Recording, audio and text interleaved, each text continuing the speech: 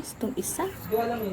Ito naman yung 5-ply na yarn ang gamit ko. Yung kanina is ano lang yung mga nipis ng yarn.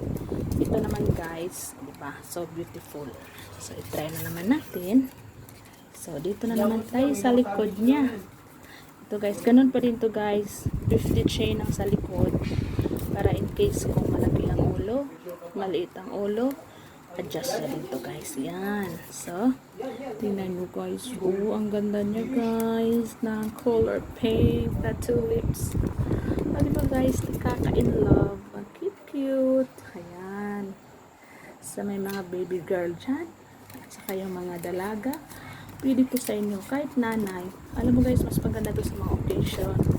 Kung may birthday party or party, lalo na sa kasal, pwede nyo itong suotin guys sa mga bridesmaid. Parang gawin ano siya guys. Diba? Yan siya guys. So, maganda.